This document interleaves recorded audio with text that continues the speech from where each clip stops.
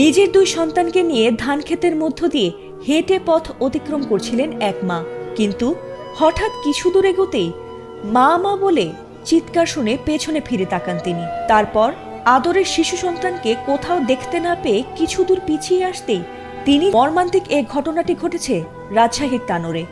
বুধবার দুপুরে মা রুনা খাতুনের সঙ্গে মাঠে গিয়ে পরিত্যক্ত একটি গভীর গর্তে পড়ে যায় 2 বছরের শিশু সাজিদ। প্রায় 40 ফুট গভীর সেই গর্তটি গত শুরুতে শিশুটির চিৎকার শোনা গেলেও ধীরে ধীরে পুরোপুরি নিস্তব্ধ হয়ে যায়।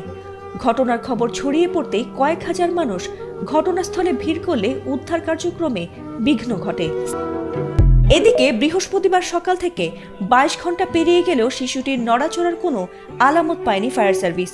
তারা জানিয়েছে, শিশু সাজিদ 8 ইঞ্চি ব্যাসার্ধের যে গর্তে পড়ে গেছে তার পাশে বড় গর্ত খুঁড়ে সেখান থেকে সুড়ঙ্গ পথে তার কাছাকাছি যাওয়া হয়েছে, তবে সেখানেও অস্তিত্ব খুঁজে পাওয়া যায়নি তার। এখনো বিভিন্ন কৌশলে শিশুটিকে জীবিত উদ্ধারের আপ্রাণ চেষ্টা অব্যাহত রয়েছে।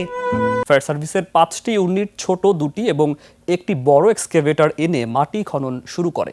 স্থানীয়দের অভিযোগ, প্রশাসনের গাফিলতিতেই দেরি হচ্ছে উদ্ধার অভিযান।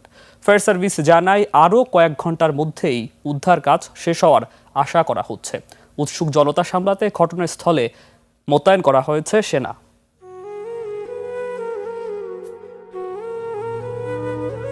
ত্রিশ ফিটের বেশি খনন করার পরেও কিন্তু শিশুটির কোনো দেখা পাওয়া যায়নি।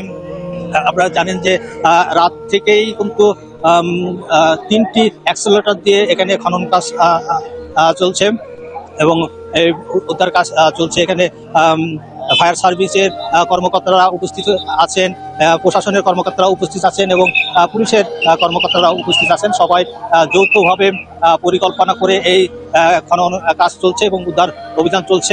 আমার সামনে একটি পুকুর দেখতে পাচ্ছেন, মানে যে গর্তে শিশুটি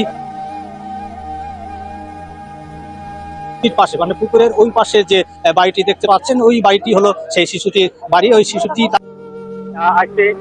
যাওয়ার সময় গর্তের ভিতর পড়ে যায় এবং